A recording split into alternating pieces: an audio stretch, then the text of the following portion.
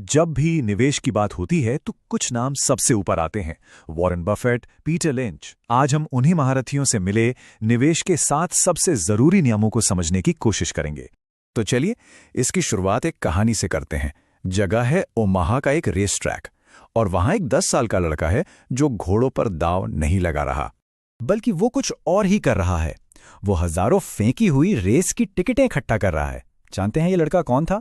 ये थे युवा वॉरेन बफेट, और उनके दिमाग में एक खास थ्योरी चल रही थी। उन्हें यकीन था कि इतनी बड़ी भीड़ में कुछ लोग तो ऐसे होंगे ही जो लापरवाही में अपने जीतने वाली टिकट भी फेंक देंगे। वो बस उन फेंकी हुई कीमती टिकटों को ढूंढ रहे थे जिनमें बाकी लोगों को कोई वैल्यू नहीं दिखी। और जानते हैं, यही जो लगन थी ना, यही उनके पूरे इन्वेस्टिंग करियर की नींव बनी। और यहीं से निकल कर आता है हमारा पहला और सबसे बुनियादी नियम। वॉरेन बफेट खुद कहते हैं कि वो दिन में 5 से 6 घंटे सिर्फ पढ़ते हैं। उनके लिए सबसे बड़ी कंपाउंडिंग पैसे की नहीं बल्कि नॉलेज यानी ज्ञान की है। अपने शुरुआती दिनों में उन्होंने फाइनेंशियल मैनुअल के पन्ने के पन्ने पढ़ डाले थे, क्योंकि वो जानते थे कि असली एडवांटेज तो ज्ञान से ही मिलता है। तो पहला नियम है ज्ञान, और ज्ञान की यही नींव हमें ले जाती है दूसरे नियम की तरफ, कि जो भी अपने पास है उसे जानना कितना जरूरी है। और ये इतना पावरफुल है कि एक सिंपल सी समझ भी वॉल स्ट्रीट के बड़े बड़े एक्सपर्ट्स को पीछे छोड़ सकती है। जरा इस नंबर को देखिए, 70%। ये 2 साल का रिटर्न है जो 7वीं क्लास के कुछ बच्चों ने अपने स्टॉक पोर्टफोलियो पर कमाया था। अब सवाल ये उठता है कि इन बच्चों ने S&P 500 के 26% के गेन को आखिर कैसे पीछे छोड़ दिया? ये मुमकिन कैसे हुआ? इसका जवाब एक बहुत ही सिंपल से नियम में छिपा था। उनके टीचर ने उन्हें सिर्फ एक बात कही थी, कभी भी ऐसी कंपनी में पैसा मत लगाओ जिसे एक क्रेयॉन से ना समझाया जा सके। मतलब उन्हें बिजनेस को इतनी गहराई से समझना था। और सच तो यह है कि यह एक ऐसा सबक है जिसे बड़े बड़े अनुभवी निवेशक तक भूल जाते हैं। तो अपने बिजनेस को समझना तो हो गई पहली सीढ़ी। अब चलिए इस नींव के ऊपर एक अच्छी पोर्टफोलियो स्ट्रैटेजी बनाते हैं, और यहां आते हैं नियम नंबर 3 और 4। नियम नंबर 3 बहुत सीधा है। छोटी कंपनियों में 10 गुना बढ़ने की क्षमता बड़ी कंपनियों के मुकाबले कहीं ज्यादा होती है। सोचिए, रिलायंस जैसी विशाल कंपनी के लिए अपना साइज 10 गुना करना कितना मुश्किल होगा, लेकिन एक छोटी उभरती हुई कंपनी के लिए यह मुमकिन है। और यहीं पर छोटे निवेशकों के लिए एक बहुत बड़ा मौका छिपा होता है। और इसी से जुड़ा है नियम नंबर 4।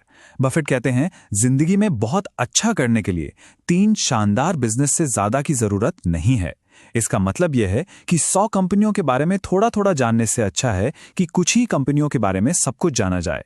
एक फोकस्ड पोर्टफोलियो ज्यादा पावरफुल होता है। ठीक है, तो सवाल यह है कि ये शानदार बिजनेस मिलेंगे कहाँ? इन्हें कैसे ढूंढा जाए? हो सकता है इसका जवाब हमारे आसपास, हमारी रोज की जिंदगी में ही छिपा हो। और ये है हमारा नियम नंबर 5, जो हमें पीटर लिंच से सीखने को मिलता है। वो कहते हैं, अगर कोई प्रोडक्ट पसंद आता है तो हो सकता है उसका स्टॉक भी पसंद आ जाए। जरा रॉयल एनफील्ड का उदाहरण देखिए। एक समय था जब इसका शेयर सिर्फ ₹1.22 का था। फिर लोगों में इसका क्रेज बढ़ा, और आज कीमत देखिए। सिर्फ उस बढ़ती हुई लोकप्रियता को देखकर किया गया 1 लाख का निवेश 20 करोड़ बन सकता था। तो यहां से आता है नियम नंबर 6।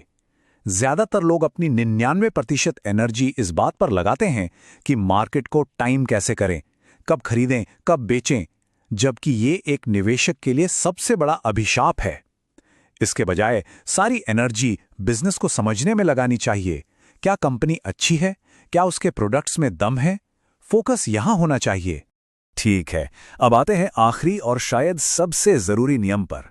वो एक नंबर जो किसी भी कंपनी की असली फाइनेंशियल हेल्थ का एक्सरे कर देता है, और वो नंबर है फ्री कैश फ्लो।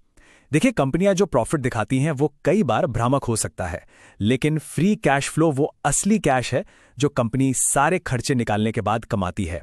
ये असली मुनाफा है जो बताता है कि पैसा सच में आ रहा है या जा रहा है। इसका एक जबरदस्त उदाहरण है। रिलायंस ने मार्च 2021 में करीब 49,000 करोड़ का प्रॉफिट रिपोर्ट किया। सुनने में बहुत अच्छा लगता है ना? लेकिन उसी दौरान उनका एक्चुअल कैश फ्लो -13,500 करोड़ था। मतलब कंपनी ने जितना कैश कमाया उससे ज्यादा खर्च कर दिया। यही फर्क हमें बताता है कि सिर्फ प्रॉफिट के नंबर पर भरोसा क्यों नहीं करना चाहिए। तो इसे निकालते कैसे हैं? बहुत आसान है। कंपनी के पास अपने ऑपरेशन से जो भी कैश आता है उसमें से वो पैसा घटा दीजिए जो उसने एसेट्स वगैरह पर खर्च किया है। जो बचा वही है फ्री कैश फ्लो। तो चलिए इन सभी नियमों को एक साथ समेट लेते हैं। ये है वो 7 नियमों की प्लेबुक जो निवेश की दुनिया के महारथियों ने हमें सिखाई है। पहला, खूब सीखें, खूब पढ़ें। दूसरा, जाने कि आपके पास क्या है। तीसरा, छोटी कंपनियों में ग्रोथ की ज्यादा संभावना होती है। चौथा, एक फोकस्ड पोर्टफोलियो रखें। पांचवा, अगर प्रोडक्ट अच्छा लगे तो स्टॉक पर नजर डालें। छठा, बिजनेस पर ध्यान दें, मार्केट टाइमिंग पर नहीं। और सातवां, फ्री कैश फ्लो ही असली किंग है। और ये सारे नियम हमें घुमा फिराकर वापस उसी एक सबसे जरूरी बात पे ले आते हैं जिसके साथ हमने शुरुआत की थी, क्योंकि सबसे बड़ी कंपाउंडिंग पैसे की नहीं, नॉलेज की होती है। ये सिद्धांत तो हमेशा से काम करते आए हैं और करते रहेंगे।